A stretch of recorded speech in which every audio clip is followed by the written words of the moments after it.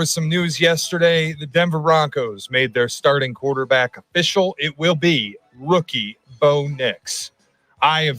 Look, 2 preseason games, I'm probably overreacting, but he just looks prepared, comfortable, patient, everything you want to see from a quarterback. He's efficient in passing, digs that back foot in, steps up, rips the ball over the middle. Everything you want to see. Now they've made it official. He's the starter. Anybody's starting to come to my side. This might be the second best of the rookie quarterbacks in year 1. Bo Nix. Great haircut, good shave. Yeah, he's a very mature kid. He's married. How many years did he play, Hoodie? 5 in college? Seemingly, yeah. I think that's 4 or 5. He's already 32 years old. Yeah. He's got a mortgage, 3 kids, Bo Nix. But you like the mileage, though, Cap. It's not so much where it's like, boy, that's an old-timer that can't get it done. This is perfect for Sean Payton because he feels like he's working with a veteran. Even though he's a rookie, a veteran because of how many teams he's played for in college and the situations he's seen. He's seen a lot.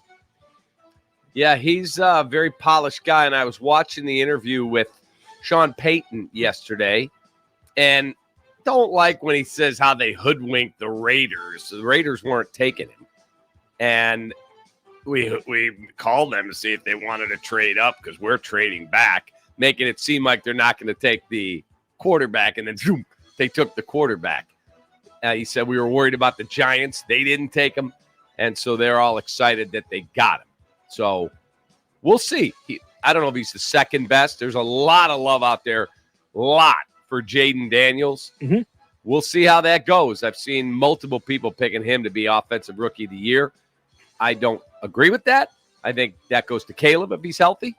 But Bo Nix a talented kid. You know what? It's process of elimination, too. What would you rather have, to work with Bo Nix or work with Jarrett Stidham or Zach Wilson? I mean, you think Zach Wilson would be like, you know what, fresh start, here I go. No, that's what he is, Cap. He's a backup. I don't think he ever even had a chance. I think Peyton was all in on Bo Nix from the get-go. All in. Here's Shane Orley.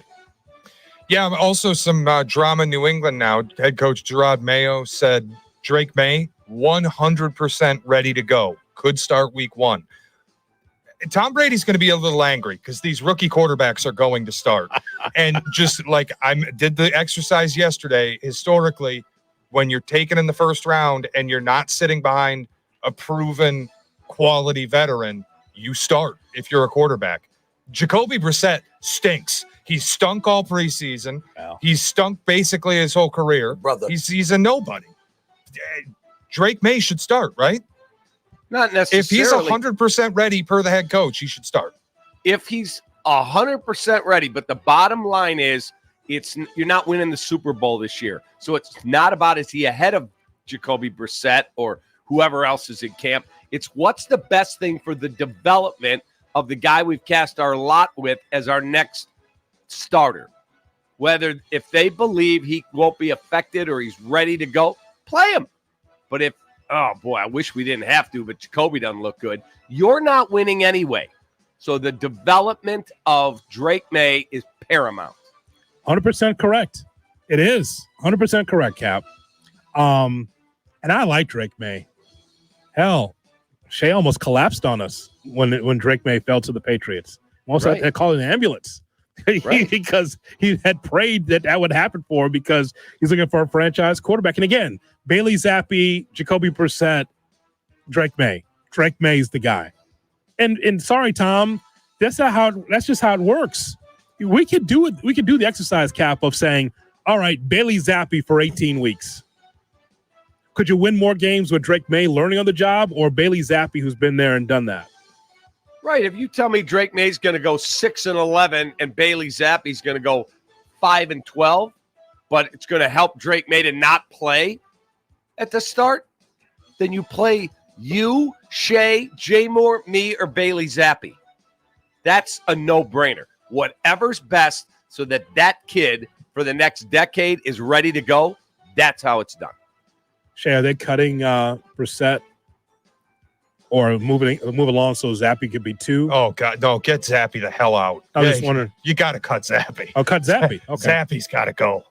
I feel like if Brissett stinks, Zappi's awful. awful. He's cute and you can put him in your pocket. Jacoby Brissett's just cooked product. He's older. He's a journeyman. Nobody. He's Mitchell Trubisky. Bailey Zappi is not an NFL player. He's awful. How about that, Cap? Bailey Zappi, not an NFL player. I mean, this guy, Norland. This guy. How can you say that about a Bailey Zappi? Not an NFL player, he said. Some guys aren't. Sorry. Wow. Here's Jay Norling. An interesting conversation on Unsportsmanlike this morning with the disappearance of Jim Harbaugh, Nick Saban, others from college football. They were asking, is there a villain in new college football? No Urban Meyer, no Jim Harbaugh, no Nick Saban. Alabama, we think, takes a little bit of a step down. Georgia maybe hasn't hit that peak of consistency, just like winning a massive dynasty to be a national villain yet. Go Dogs. Does college football have a villain? What did I say yesterday in the 9 o'clock hour when we were talking about blank? Which college coach were we talking about yesterday? Was it Dabo? My mind always jumps to Dabo. Pete Carroll? We talked about Mike Gundy. Well, right. We did. We talked about Pete getting a new job as a professor at USC. We did talk about a little Dabo, but you're right. Mike Gundy was the guy you highlighted. We talked about Mike Gundy on 3 different levels. The whole thing of him talking about how the portal's closed, don't look for any more money, football season. We talked about that. That's the guy, because even before the season, he's been quoted twice. Don't forget the other thing, too, the drunken driving thing, right? That one was rough. Where his player got caught for a DUI and goes, I've drank more than that, just on a regular basis, something along those lines. That was reckless. That was a tough quote. Yeah. But I still think the quote, like players ringing up his phone with the portal closed in camp asking for more money, I feel like more people agree with Gundy than don't on that one. I just think that if you're looking for a guy with a black hat, it's him. I wish his program was better so he'd be more relevant. But he's just going to be a guy there, kind of like Huggy Bear, Cap, just in the program forever. He's Huggy Bear. You can't touch him, right? He's that guy. Right. Gundy could be in that job for another 30 years with that bad hair and those bad quotes. But he cut the hair. The hair's cut. The mullet's still there, isn't there? There's still a mullet. No mullet? Unless he's regrown it. The picture I saw of him playing golf this summer, the mullet's gone. I would say if you're looking for a villain, that's that guy. But I can't do it with Gundy. Just personally, I can't look at Gundy as a villain. He's like, what if Kirk Ferentz were better? Like, the guy wins 9.5 games a year at Oklahoma State, the second program in the state. He's going to be there forever. He's a legend. He's the best head coach they'll ever have. Model of consistency. They don't always win the Big 12, but they seem to always be in it. He's never been in a playoff, right? No, got on the doorstep. But so he's not like my boy is, because you're the second best program in your state, and that's not a shot.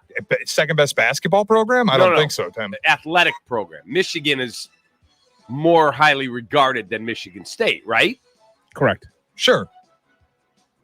And you've got this Hall of Fame, legendary, awesome coach in Iz. Now, he's won a national title and gone to 7 billion Final Four, so that's more success than Mike Gundy.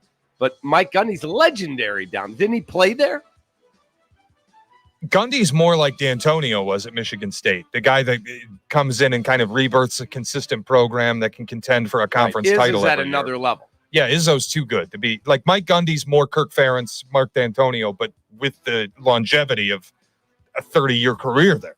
Oakland third on that list, by the way, in Michigan.